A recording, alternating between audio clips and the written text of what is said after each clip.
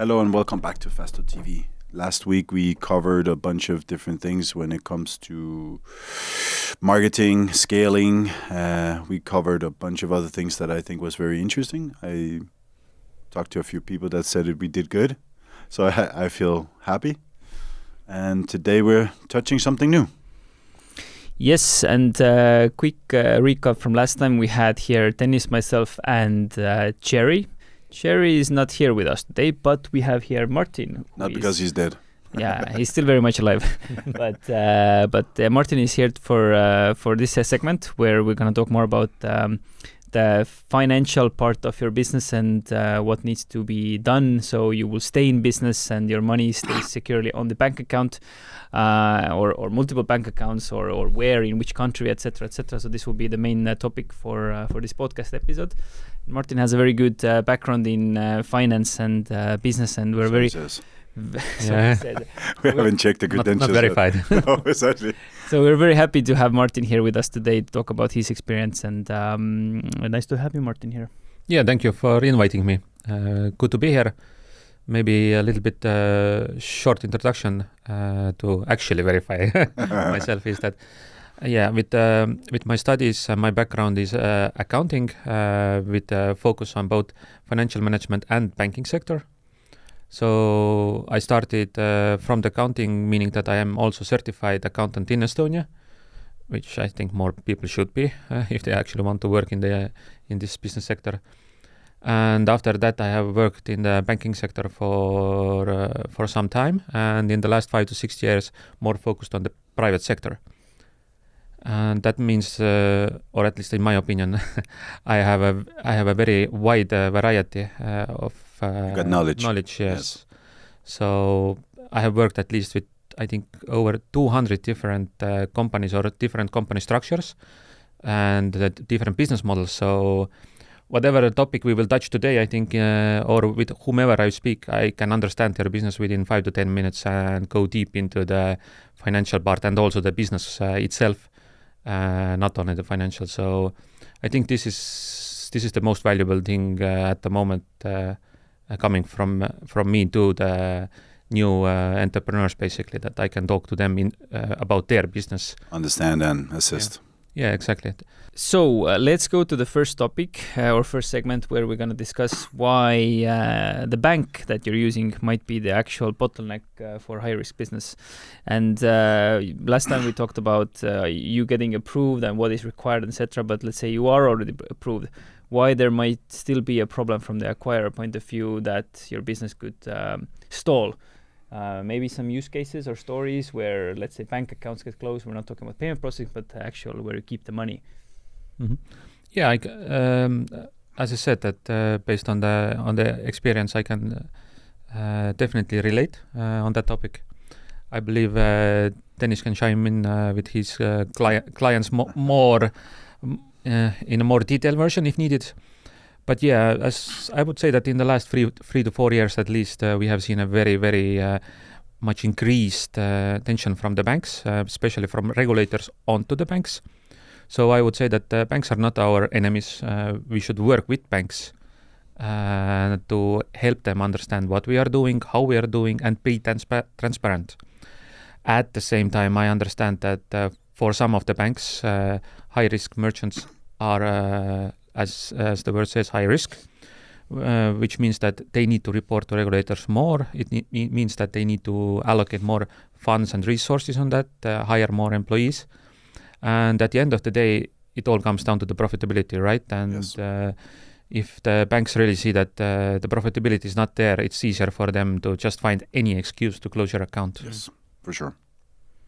So yeah, I mean, at the end of the day, if the bank is very big and it has a wide variety of clients, they will prefer the low risk sector. So we have to navigate in the sector where the banks are publicly advertising themselves as a high risk based or the more focused on high risk as a bank. And it's limited.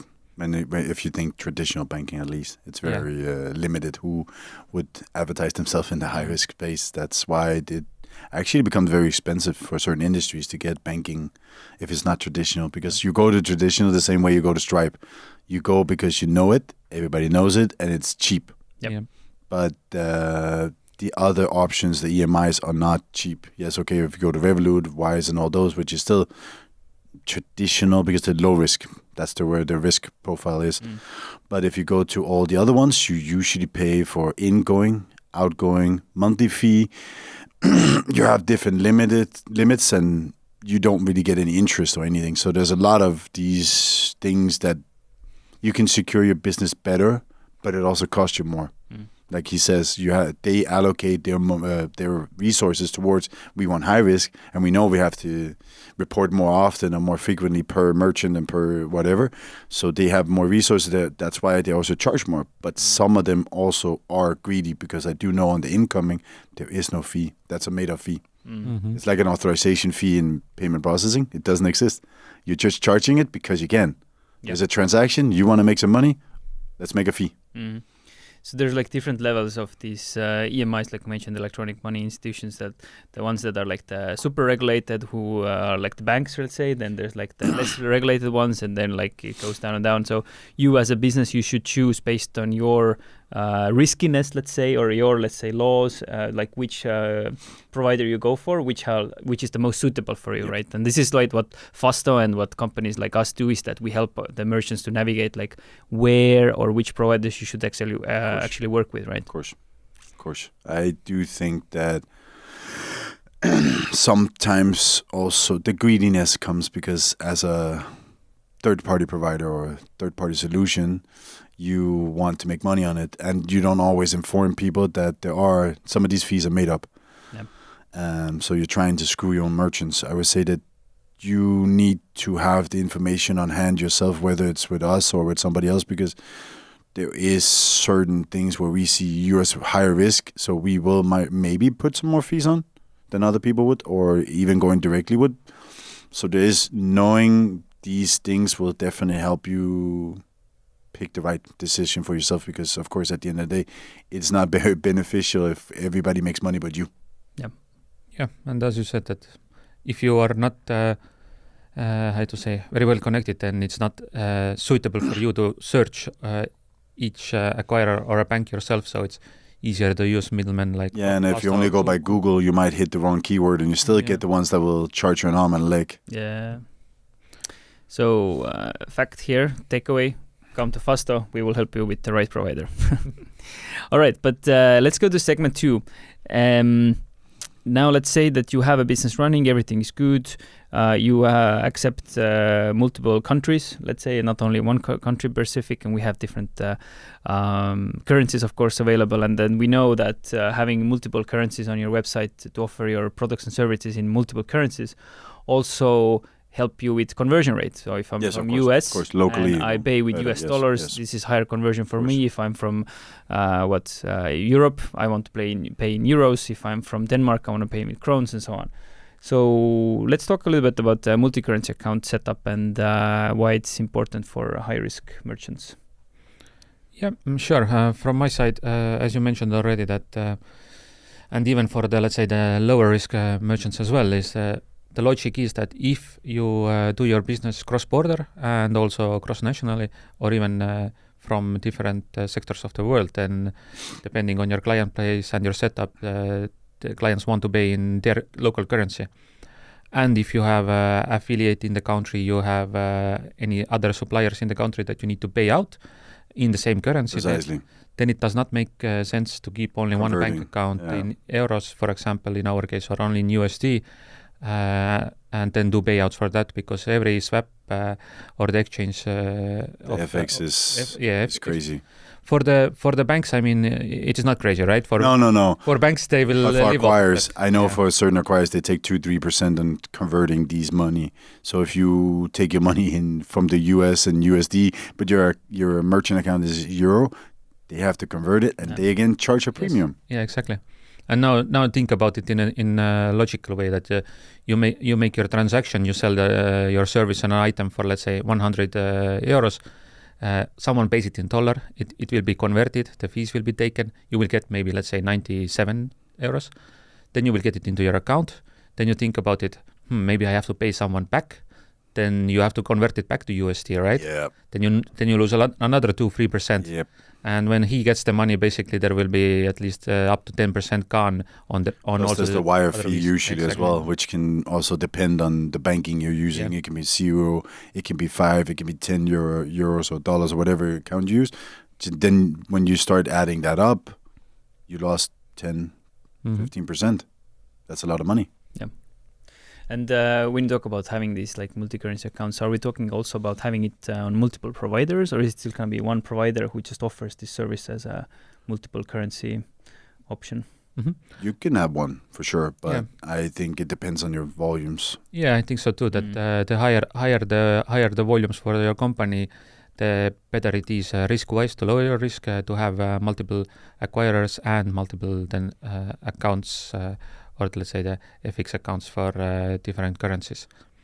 Yeah. It's just basically the risk preference of you as an entrepreneur. It is for sure, because I've also seen certain merchants getting into some sticky situations when these EMIs get in the eye of certain things. They start maybe blocking your account, or I've even seen people where an acquirer changed to SEPA Direct and the settlement bank didn't have that. So they were used to run on the old SEPA rail, which is the 10 days, 15 days max. But now they wanted to pay faster, but this bank couldn't do it, so the merchant wasn't paid for 3 months. But it's crazy. Maybe funny story, but do either of you know how the, let's say, Wise is structurally done, or how their business model works? It's like they have these currencies available in multiple countries. That I heard. They have like different deposits, different places. Exactly. They have like... So they actually have, yes. like crypto. Yeah. They hold the USDC and USDT and stuff like that. So they have it. So you're basically buying from them. Yeah. Exactly. You're exchanging their money. Exactly. Yes. They are not exchanging everything. They are just taking a fee for giving you the money in the country of destination that you want. Yes. Yeah, they are making money. And the other, for example, or rather, the other company is called David in Estonia, who does the currency exchange. Do you know how they did this initially? I don't know if they anymore do it, but I have heard a funny story. Yes, is that they send their employees with plane to certain country, let's say to India. They take the cash there because rates are much better there, and they fly back to Estonia and they will have physically the Indian rupees, for example, in Estonia, and then they will sell it to locals for high fee. So this is how it's actually done. Do they do it like in the movie, like they would like exactly vest on with the cash and just put the sweater on or something? Most probably it was similar to that. Imagine the person going. Yeah, but nowadays it's more restricted, right? But yeah, in the past it was how the business was done or founded. Yeah, that's crazy. But I think Wise is something very similar in the start, right? Yeah. Of course, and it's clever. Yeah, of course. Because you are basically just avoiding paying the bank. Yeah, exactly. And then you're taking from this pot and putting it in this pot, and then just... At the end of the day, it's numbers and accounting on the paper. That's all it is. Yeah, it's just managing expectations. If you know there's going to be more traction here, then you put more money there. But ultimately, it doesn't cost you anything. Yeah, or you have a lot of investors. Or you can even have interest in that shit. Yes. So technically, you're making money while it just sits there. Yeah, you can think of it like e-commerce, that money is just a product that you ship out to your customers. So in which storehouse you will have money available, basically, right? But it's crazy because when you think of traditional bank, it's the opposite. They don't actually have the money. Yeah, exactly. They're renting out. When you get a loan, I'm taking his money. Yeah. If they even have it. Yeah. It's like because money doesn't exist anymore. It's just fucking air. Yeah. And same is actually with, if you are still on the topic of this multi-currency account, is that even if they are offering you the exchange, they are not using the rates, right? They are taking their fee on top of that. While mostly nowadays it is automated. So again, generating profit out of thin air. Yeah, but that's the difference also with low risk and high risk, is that with Wise and Revolut, it's probably it is a lot easier. And usually with Revolut, you don't pay fees for converting. You have, depending on what your account you have certain amounts and certain transactions you can do. But when you go to the high risk, it's not one-to-one, sadly. and that's also why you have massive setup fees and stuff like that. And they're also very limited with currencies, whereas of course, if you go traditional or the big EMIs, they have every currency you need. So it is really that you need to have into consideration. And then it was about the volume. Like we said, if you have 500K a month and you only put it in one place, you're not covered shit. Only the 100K is covered. That means 400K every month is exposed. Yeah.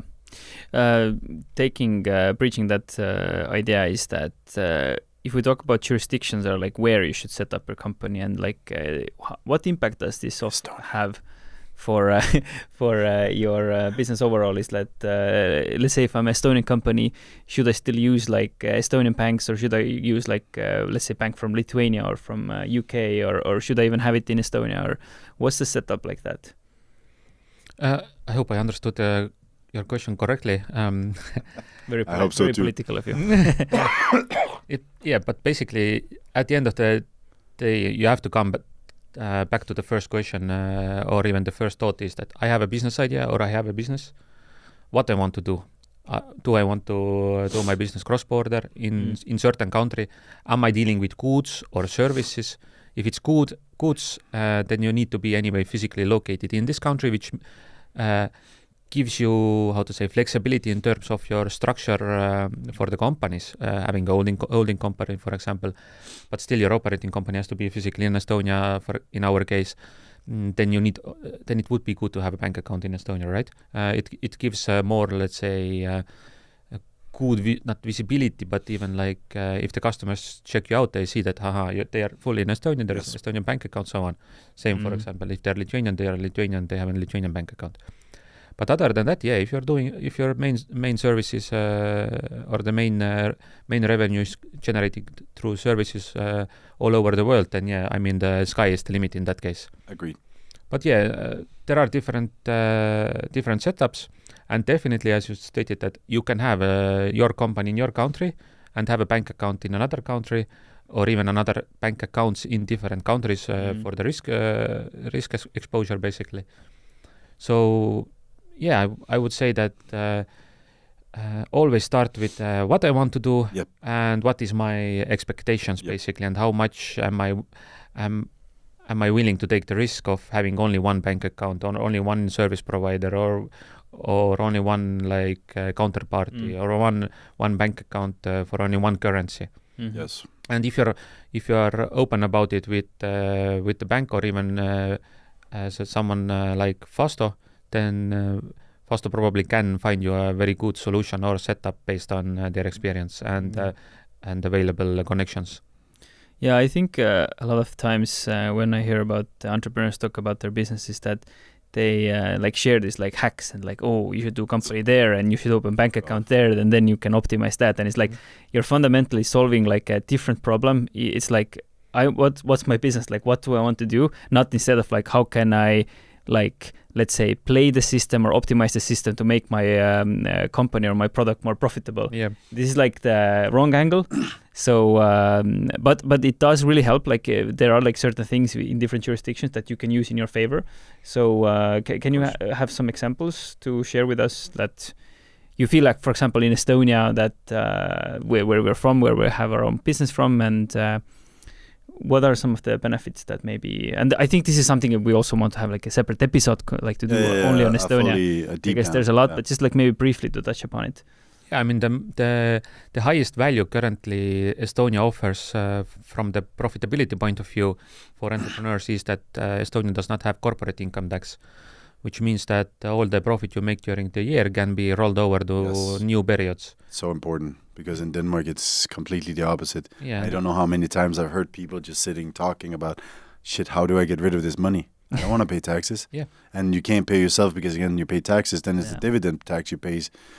So it depends if you only have, let's say, 10,000 in profit or 50,000 in profit, you might think, what can I do? Maybe I allocate it to this and this and that and buy everything prepaid before the year ends. But that's the good thing. You don't have to stress here for that.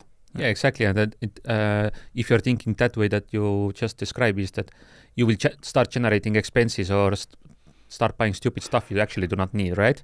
just to lower your tax bill against the government. Yeah.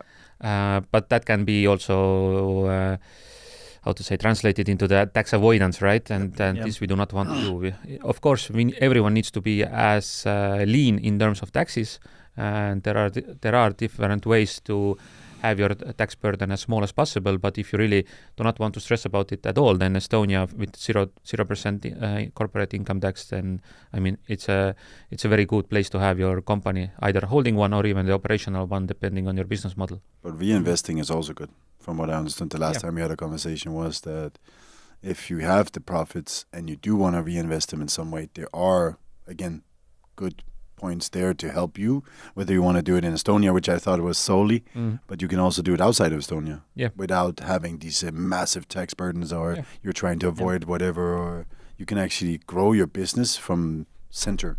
Yeah, exactly. And when we talk about high-risk business, there are also like regulations and licenses and so on.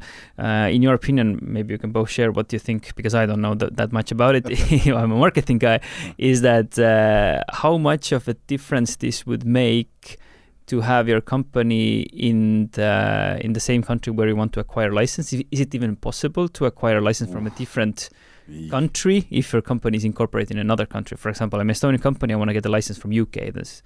Is this like often thing happens, or if you want to get the license from UK, you should probably get the company in UK? In our industry, yes, it has to be, because since Brexit, their licensing system doesn't cover Europe anymore. Right. So if you want to have a license in the UK, you do need to get it, but you can't get it with a company here. You still have to operate from there and hire from there. But in some case, you only hire, let's say the director and the AML. From there, you can still hire from Estonia. Right. And I met this Tinder date, and she was a compliance officer for a Czech company. Yeah. Where the crypto license there, but they had two, as far as I could understand with her, their compliance was here, even though they're in Czech Republic. So the license is different, but they still hire here. And I know that the same thing is, a lot of people go to Malta to get a license, but their office is somewhere else. There's an acquirer we work with the headquarters in Israel, but the license is in, I think it's Malta or Cyprus, one of those two. So they have a legal entity there for that. And another one also is one of our primary partners have the license in, they have one in the UK now. They bought one in Malta. They bought one in Lithuania. But the main of the people they have is UK or Holland. Then they have, of course, a little bit of here. But I think in Europe, it's very easy to navigate that. Even we talk about getting a license, maybe looking towards Latvia, because Estonia is not. Maybe how people. Exactly, as it fits with the previous question, that what are the pros and cons, right, in Estonia. The income corporate tax at 0% is one of the pros, and the other pro is definitely let's say everything's digital here. Physically, if you want to run your company, you never have to step on Estonian soil, basically. So avoid all the flying meetings and paperwork at hand, right? So just get the ID card and run your business, very easy. But at the same time, getting licenses in Estonia is very complicated nowadays, because the regulators here are, let's say, not tough, but they have their certain, how you call it in English, like they prefer someone over someone else. The crypto boom changed a lot. The crypto boom that happened here changed people a lot. But what I actually surprised about is how easy the bank accounts is, because in Denmark it's almost impossible if you have a business and you don't have that personal relationship, you can't get a business account. Right. That's why Lunar became so big in Denmark, is because they bridged that gateway till they actually started getting a bank license. Then they started doing the same shit because it's more money. But it seems to be that is the problem. But here, magical. I got my personal bank account in one meeting, and the business got done in a day thing too. Yeah, exactly. Yeah, I think from the marketing point of view, what I can only say is that I think there is some, let's say, brand value of having your company in certain jurisdiction. For example, I think it's just like a prestige thing as well. That if you're like from some Eastern European country, I think Estonia's like brand overall is very good in terms of like image outside of the world. People don't know where we are. Yeah, but I would say, I'm not going to name any countries just for political sakes, but let's say other Eastern European countries, for example, compared to UK. like if you have office in UK or if you have like license in UK compared to having it somewhere else, I think it just has like this little bit prestige to it, and some people are after it and might help with the conversions or might help you with the brand growth overall. The UK was very clever many years ago when they started all of this with, incorporate abroad. Before Brexit, of course, far before that, because everybody goes. It's like Stripe. It's like Wise. It's like Revolut. Everybody goes for the UK and they think this is amazing. Yep.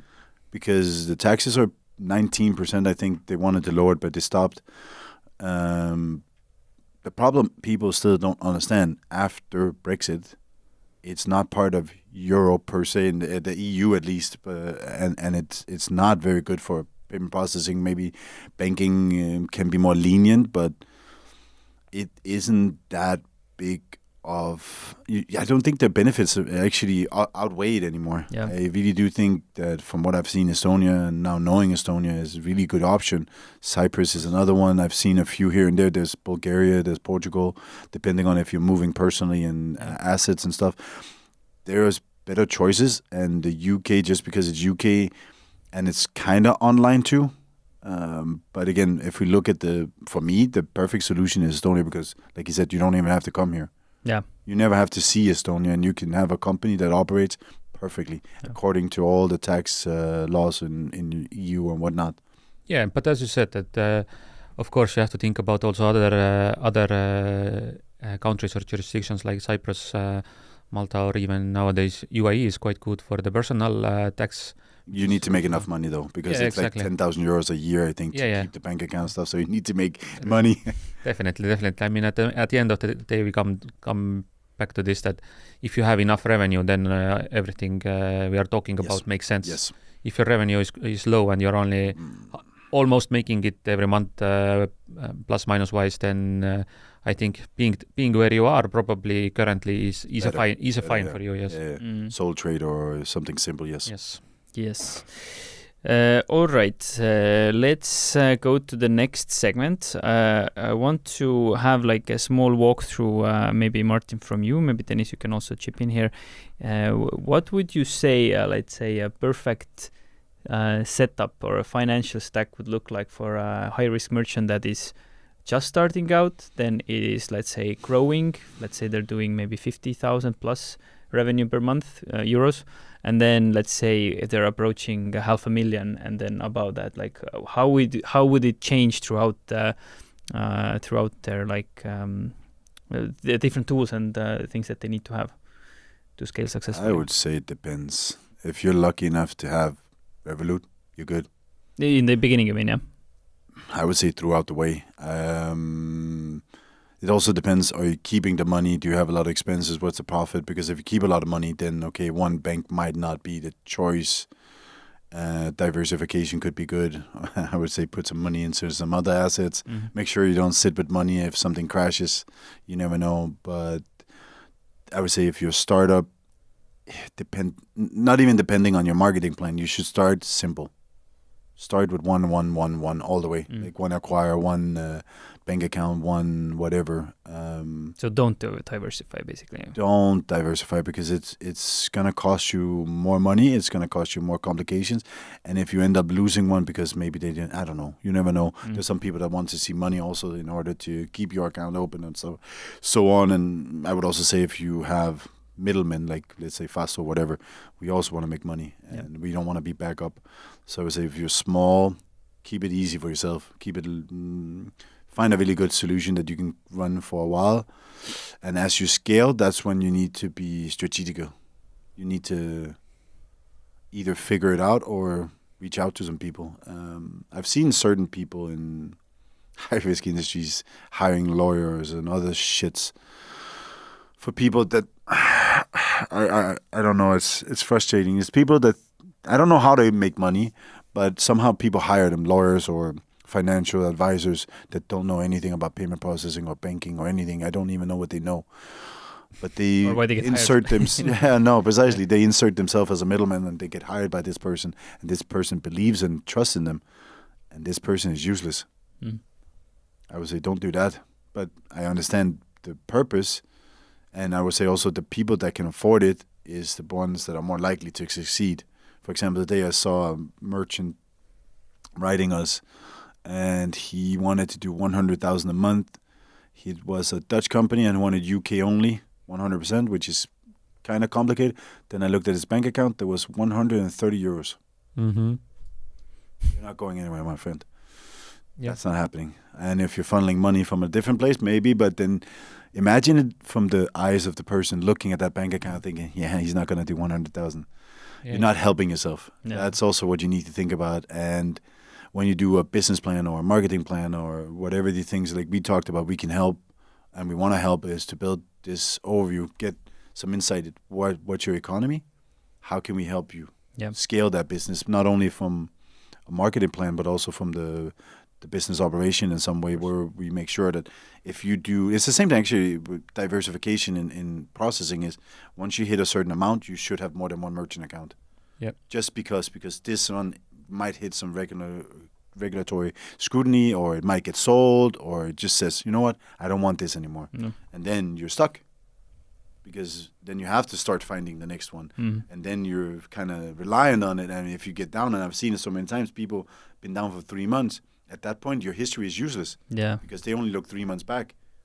So all of these things has to be prepared in the scale that you grow. Yeah. Yeah, but it's supporting your arguments is that whenever you are growing, like Johannes told us that, let's say 50,000, 100,000 more or more during the calendar month, right? Then sure, it makes sense at least in a high-risk environment to start thinking about diversification. It means that if you have intellectual property, you want to keep it safe, for example, right? Let's say you operate in, let's take random country, Germany.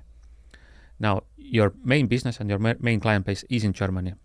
Let's say you have a very successful web page, and you have some brand, right?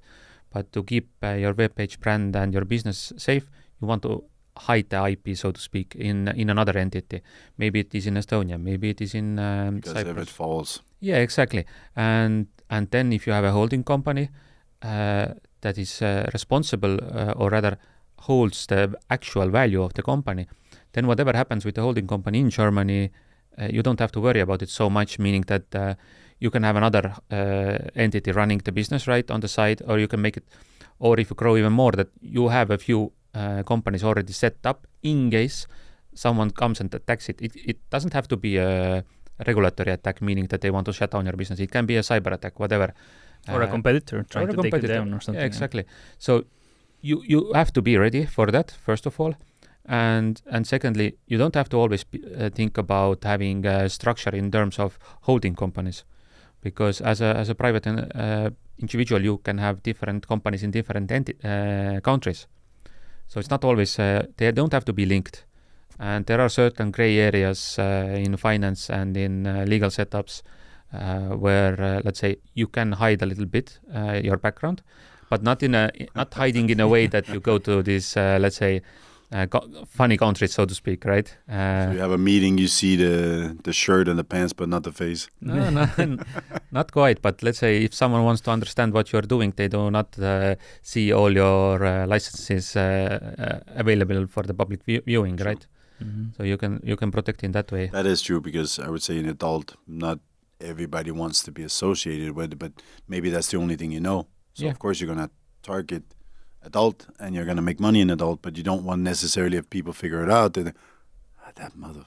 Yeah. He's the Yeah, nice. Exactly. And if you have like 2 or 3 layered structure, then it is already for an average person it is hard to understand who is actually running the show. So yeah, these are the things that you should definitely think when you grow, and also depending on your licenses, that how you want to structure it. If you're more for gambling, you go to Malta, and then in the country you're actually operating in, or for as you said that for crypto, or you can think about Estonia, for example, if you want. Still, but I mean, if your business is seen through, you can think about it. Yes. Interesting. So these are like that. I would say that think about it. Yes. Definitely, and when you grow more, then already do it. And as you said, that have multiple accounts with acquirers. but never thinking in terms of, like Johannes initially said, that many entrepreneurs start by, hey, I will do this, and that, then I will hide all my profits and do tax evasion, right? I would never suggest tax evasion, but just have a setup that is tax optimized. Yeah. Yes. Yeah. So I think I maybe missed it, but when would be the good time to start diversifying, like in terms of revenue? Are there like any certain, like, let's say, industry averages or something that you have seen that maybe this makes sense? Like if we just talk about having a second payment processor or having a second payment bank account or having a second, let's say, entity in maybe a different jurisdiction, like what sort of revenue points we're talking about here? Is it like your first like 200,000, 500,000? Like when would be the good time in your opinion? I would say that it's not about the revenue so much. It's about the profit margins first of all, and the second is your risk tolerance and how many partners you are working with. Meaning that if you have one, let's say example, you have one bank account today, right? You make 100,000 profit. What you do with the profit? Do you want to keep it in this bank account? Do you want to move it somewhere, reinvest it somewhere? This is the first part. The second part, let's say again, you make your revenue is 100,000, but you only make 1,000 because 99,000 you have to pay to someone else. Like OnlyFans products. Yeah, for example. But now, if something happens with this one bank account and you cannot pay this 99,000 out because it's frozen, then what do, right? Your suppliers or your affiliates, they will hate you. They will stop working with you. You can even say, yeah, I have some bank problems that I need to submit some documents. Probably bank wanted them yesterday. You are thinking maybe in 2 weeks, right? But then it will be another 2 months. The bank account is closed, and basically you can say that your business is shut down because your affiliates or your partners will not work with you anymore. I would say that if the profitability is so low, you're screwed either way. Because even if you get another bank account or you have another bank account, you don't have enough money to move to the other bank account, because if this is locked, you're fucked. Yeah, but this is that simple. Yeah, definitely. But these are the two let's say things that you have to think about. Yeah, but that's why I mean diversification is amazing. But if your profit margin is so low, you probably need to fix something first before you start. Then you're lying to yourself, basically. Yeah. It's not gonna. But I also think in regards to the structure, it's very regional. If you're targeting the US, you're targeting the UK, you're targeting Europe, I would say open an operation in ETH. There's Delaware, there's UK, there is Estonia. Yeah. And then you can still have the same operating website. If you don't want to operate on a different website, just make sure that the terms clearly state that this company charges for that region or whatever, and this for that, and this for that. You can easily manage that. And I would say that in regards to volumes, it's very... I think it is, like you said, it's all about the profit margin. Yeah, and depends. Because if your profit margin is 80%, you should probably think early. What am I going to do and where am I going to put it? Because depending on your industry, if you do get... and you don't get Wise and Revolut and traditional banks, you're more exposed than you think you are. So it really comes down to your own, let's say, risk tolerance in that sense. Yeah, like what's the money you're like, let's say, willing to get locked away. Yeah, because if you take the money out every month as profit margin or dividends or whatever you want to call it, then don't care, because then you have it personally. Yeah. All right. Moving on.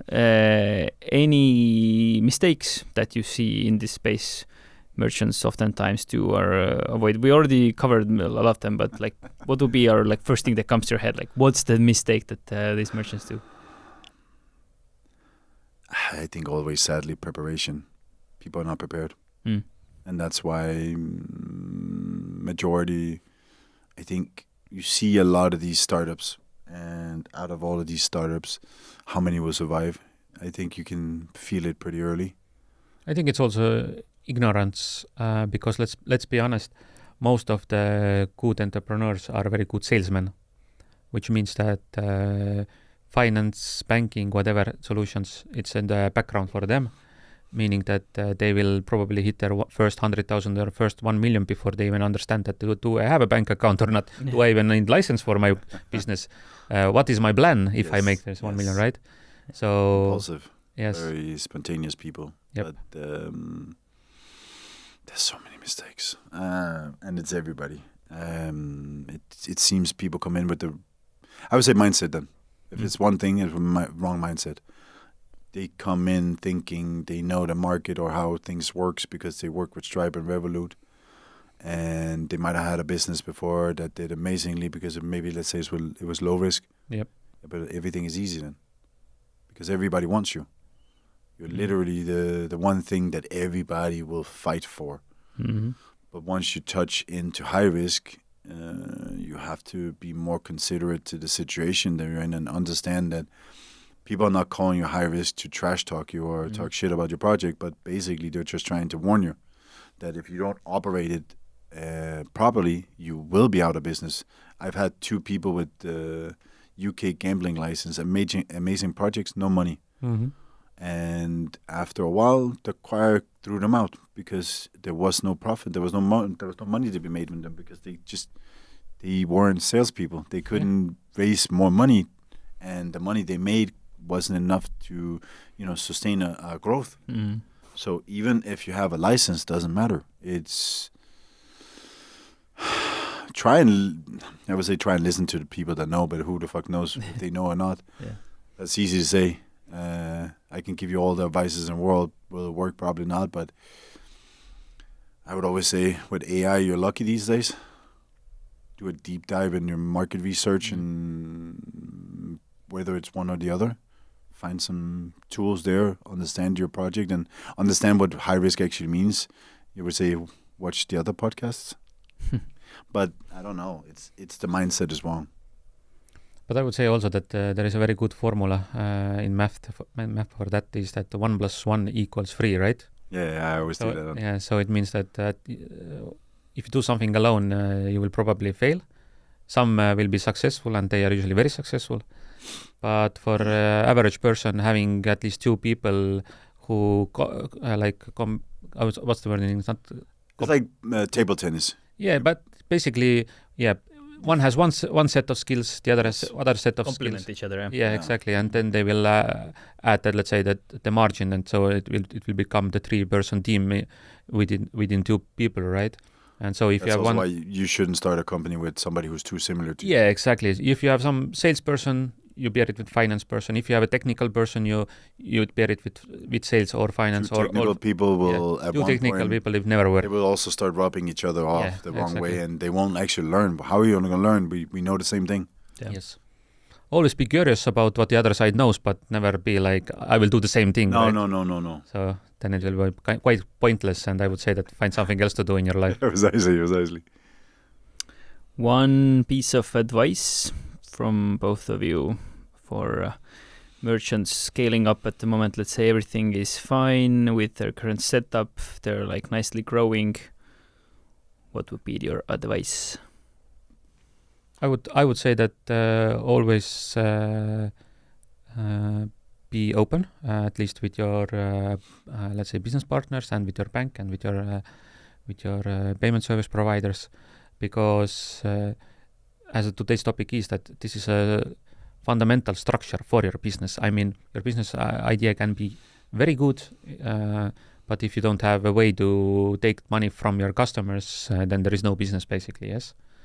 And if you only want to deal with cash, then you're limited to the region. So 100 people maybe around you, right? Precisely. And maybe 5 of them actually want your business. So yeah, be open, be transparent as much as possible. Of course, we don't want to share our, let's say, secret sauce. Secrets, yes. How the business works to the fullest, or how we make the money, or what is the target we're going. But at least be transparent in a way that you provide documents, you provide them on time, maybe be even like thinking ahead a little bit, be prepared.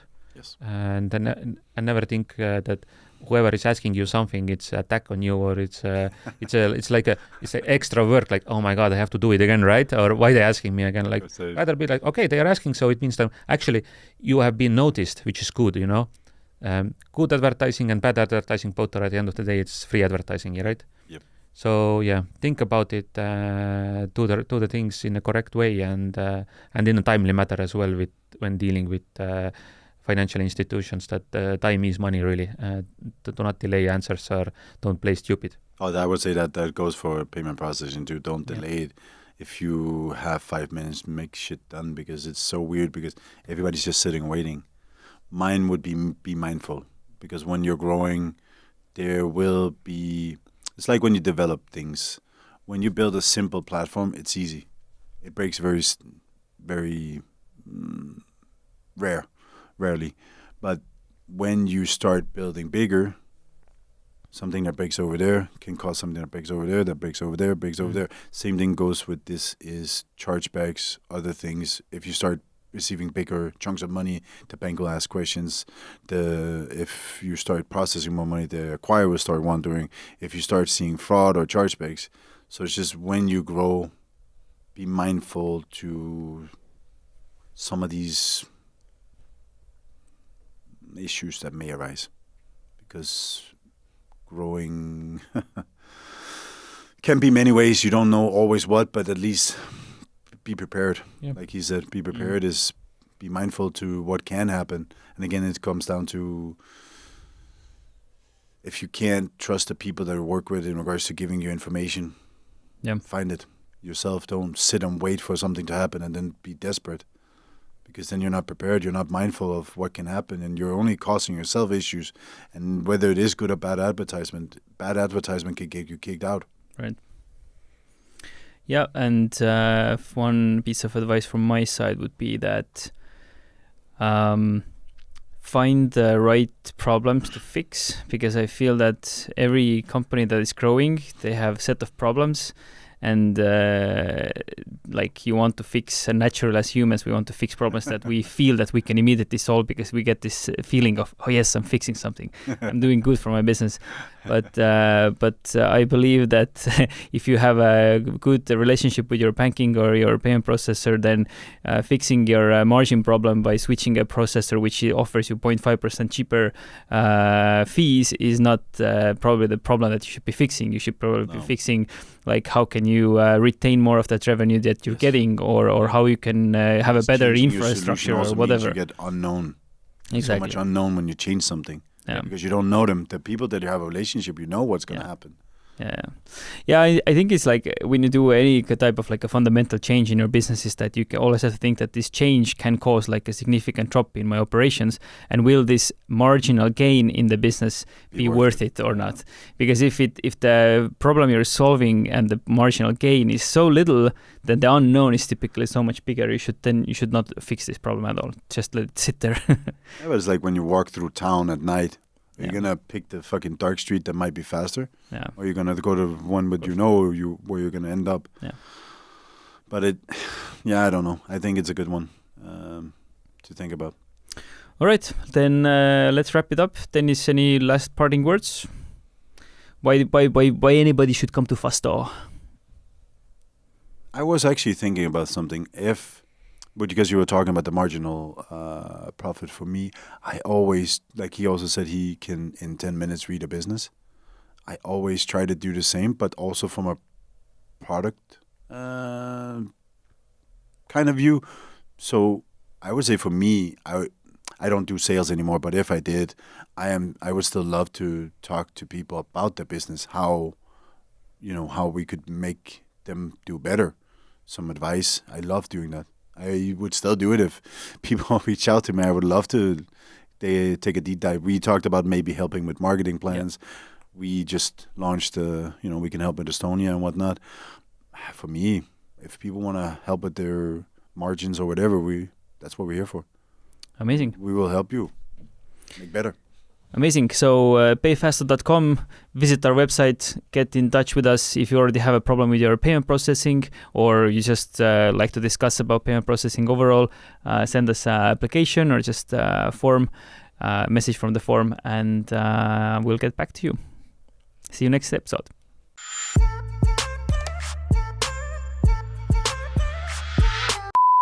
So I just look at the camera. I think so. Yeah. Okay. Got to give my good side. Maybe I have to leave now. Why are you blushing so much?